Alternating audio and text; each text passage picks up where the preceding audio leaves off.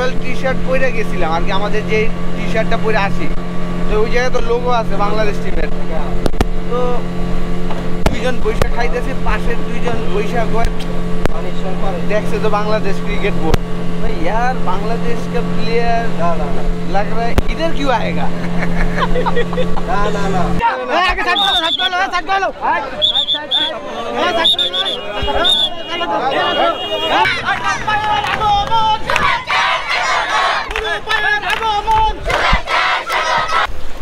ना সাবধান আইসা।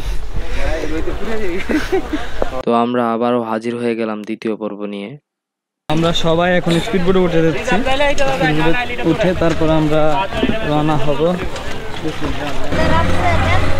অত তো ঢেউ নাই মনে হয়, না এখানে ঢেউ নেই, বর্ষার সময় ঢেউ থাকে ভাই। ঠিক আছে, এটা একেবারে সামনে চলবে।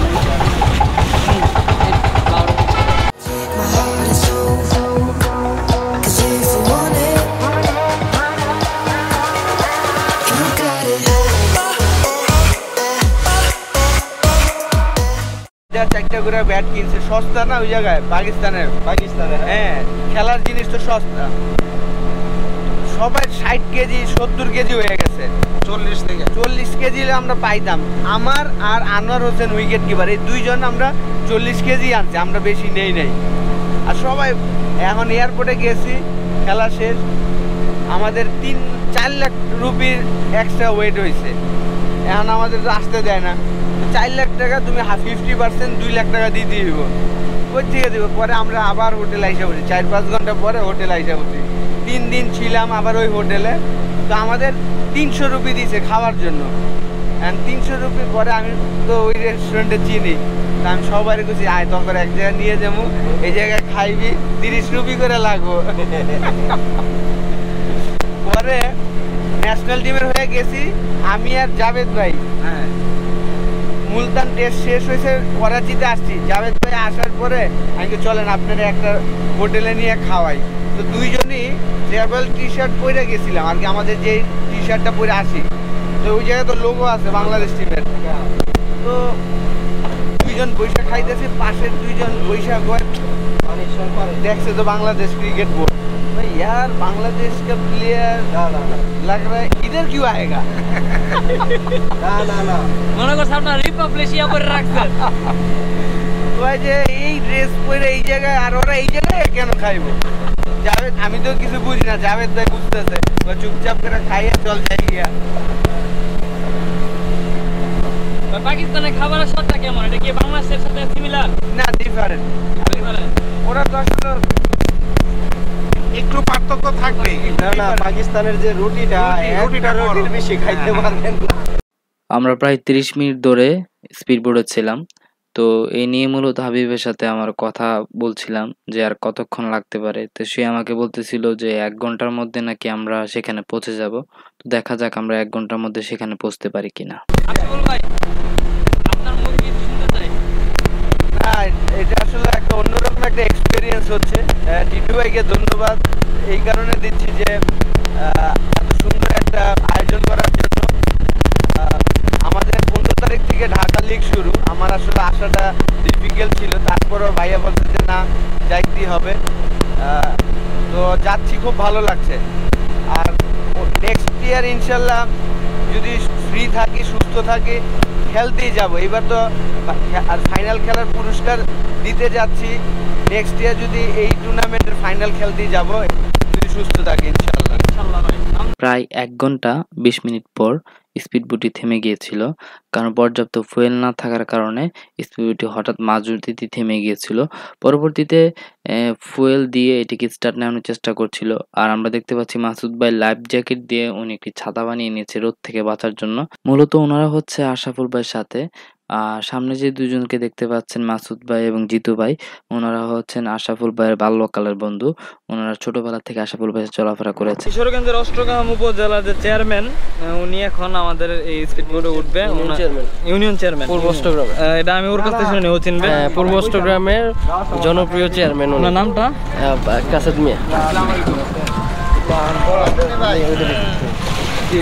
প্লান কত আইছে সপ্তাহ ধরে ভাড়াইছে আপনার না আমি ভবনের মধ্যে চিকন মানুষ আমি শিখুন আপনি কিন্তু আমার তো মোটা আমি লাইজের মোটা ধর ধর টান ধর টান ধর এই যাইতে কিন্তু আমার এখানে কিন্তু চাকায় যেতে হবে সবার বলে দিলাম আপনি এটা দিলেন আপনি দেন না এটা দিতেছি আমি দুজন না হলে চেয়ারম্যান মাইরা খা জনগণ মারে বলে আমি কথা বললাম যাও যাও আমি গেলাম চেয়ারম্যানের ইউনিয়ন পরিষদটা আমি করে দিছি মনের মতো কইরা এবং খুব খোলা মনের মানুষ প্রত্যেক সপ্তাহে একদিন গান গা হারমোনিয়াম দিয়া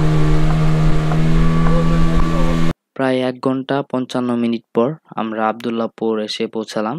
আর আসার সাথে সাথে আমরা তীর থেকে উচ্ছ্বাস জনতার কণ্ঠ শুনতে পাচ্ছিলাম, প্রতিধ্বনি শুনতে পাচ্ছিলাম। অনেক মানুষ এখানে জড়ো হয়েছিল আশরাফুল ভাইকে দেখার জন্য, আশরাফুল ভাইকে বরণ করার জন্য।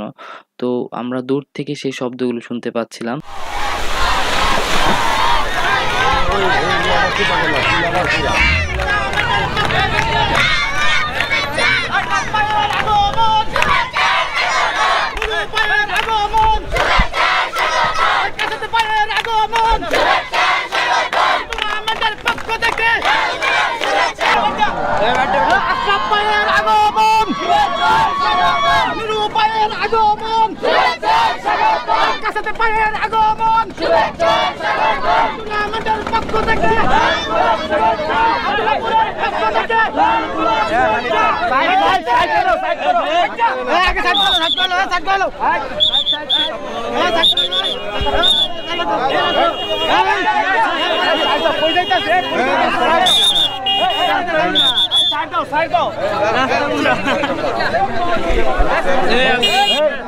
স্পিডবোট থেকে আমরা আশরাফুল ভাইয়ের সাথে যখন নামার পরে দেখতে পাচ্ছি যে মানুষের এত পরিমাণের ভিড়, যার কারণে একদম পুরো ধুলা টুলা দিয়ে একদম অবস্থা সিরিয়াস হয়ে গেছে।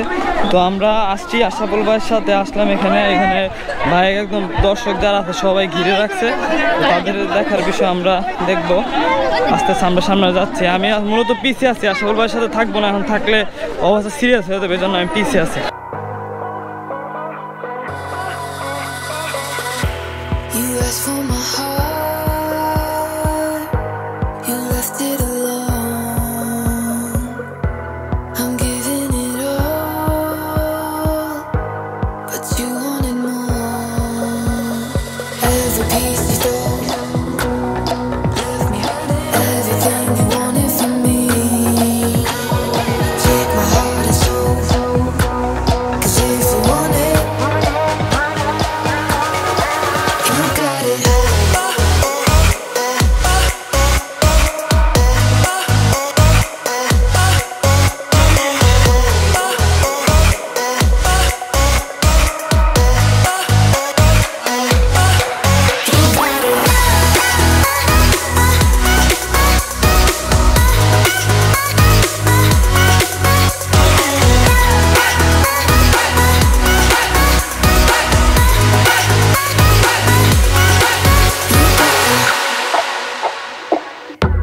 You asked for my heart, you left it alone.